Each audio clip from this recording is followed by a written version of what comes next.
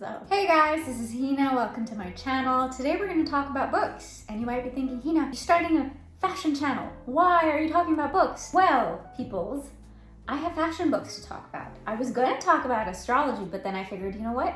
It's my launch week. I'm launching my channel and I'm the fashion doctor. So maybe at least this week I can talk about fashion books. And I have some nice sort of coffee table books for you. Okay, so the first book we're going to talk about is The Little Book of Prada. And I love this as a coffee table book because it's so bright and beautiful, and even the pictures inside just show a world of fashion. Despite being such a picture book, it also offers a lot of information, such as the history of Prada itself. The Prada story began in 1913 when Mario Prada and his brother Martino opened a leather goods shop in Milan's lavish Galleria Vittorio Emanuele II. I mean, how cool is that? I'm interested in two things about brand name, or rather brands. One is the history behind it, and two is the psychology behind the people who buy these. Not that it's bad, it's great, it's just I feel like brand names have such a, you either hate it and you're like, oh, it's too expensive, or you love it and you're like, oh my god, I got a Gucci this and then I got a Prada that. I can't buy a lot of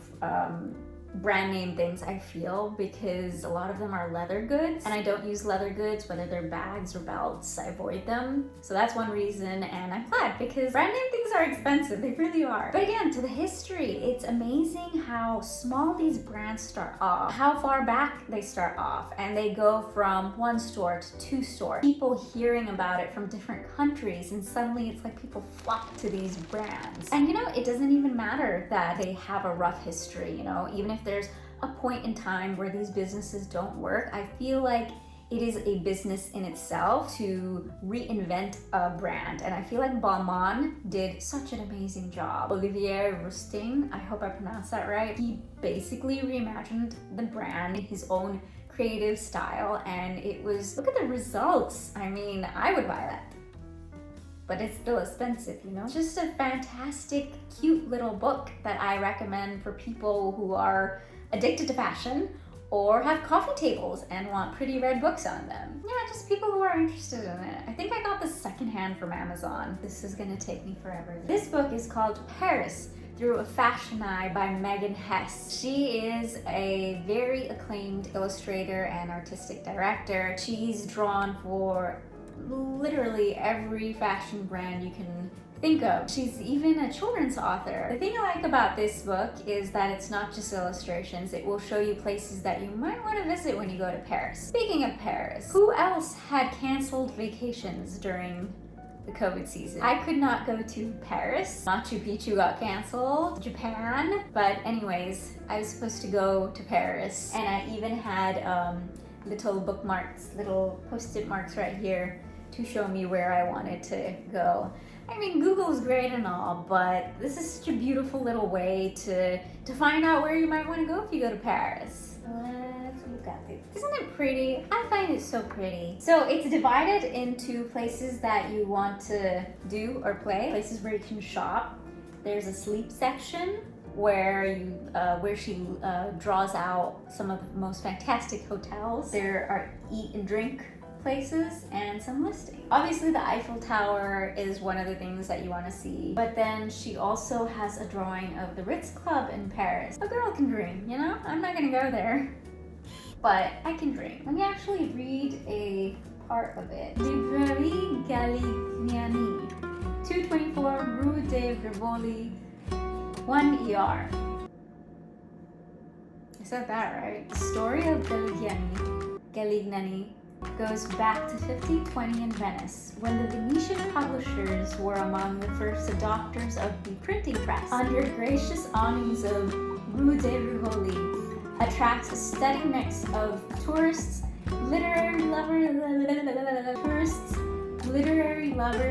and art book connoisseurs. I want to go there. But yeah, you get the point, right? The book is filled with little bits of fashion history, plain history. Plain history, is that a thing? It even has little pictures of places you might want to stay if you've got a couple $100,000 to spend. But seriously, it's adorable. I mean, look at these illustrations. I want to stay at the Shangri-La Paris. That just looks gorgeous right there. The Ritz, Paris. Okay, but seriously, other than libraries, it also has like a little section right here where it shows all the possible shops that you can go to. And one that I know I'm interested in is, hold up, I'll show you. There's a place called Le Bon Marché, I believe. Le Bon. I found it. It's this. It's Le Bon Marché. Rive Gauche. But anyways, this is super cool. So apparently the person who built the Eiffel Tower, Gustave Eiffel, he was the engineer of this department store. I mean, that's awesome. That's very, very cool. And it even states like which level it is for women's wear, for men's wear, where you can browse beauty and accessories. These are all details like I would actually have to go to see it, but I can read it in this book. And I'm pretty sure a Google review will not give you all these details. I think Megan Hess actually has a couple books like this based on different cities. But I'm gonna have to check that out. I will leave links down below. I'm pretty sure I bought all of these like secondhand on Amazon or something, but they were pretty good condition. But the people who want to look at this book are probably those who maybe haven't been to Paris, but want to dream of going there. And they need more than just, you know, your usual internet search. They need maybe a wonderful illustration, a couple more details. And this book is for you guys. Last but certainly not least, we have Chanel, Collections and Creations by Danielle Bott. So this is an amazing book for you Chanel fans out there. If you want to find out how Chanel began, her story, and just everything that came from the beginning of this brand to how it transformed and how it is now. It's a visual story and I recommend it because it is a treat for fashion fanatics everywhere. It even shows information on the perfumes, how she went about making the famous Chanel No. 5. And then there's a bit about the jewelry. Chanel was actually the one who introduced stage jewelry for fashionable outfits. It used to not be considered fashionable at all. It was more of just exactly what you would use on a stage, not to events. And she really made it a thing so that now, you know, it's become more than a trend. Like it's become acceptable to wear stage jewelry with gowns. And I just thought that was an interesting thing. Like, wow, you know, it's people like Chanel who come up with these ideas and suddenly it becomes such a norm that we carry it out in our normal lives. Well, not normal, you don't wear gowns normally, but you know what I mean, it's considered normal. It is a visually stunning book and I really recommend it for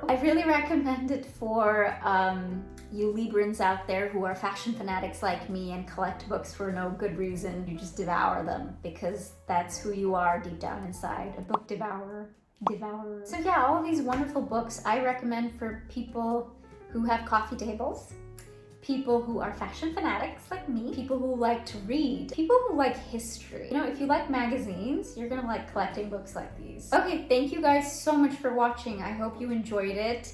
Let me know in the comments down below if you want me to continue doing this or if there is a particular genre of books that you would like me to talk about. I was actually thinking of doing some astrology books, but then I thought, hey, it's a fashion channel. I'll do a fashion book. I was also actually thinking about some psychology books, but you guys let me know. And I hope you enjoyed this. I hope you guys have a wonderful day or night wherever you are. Bye.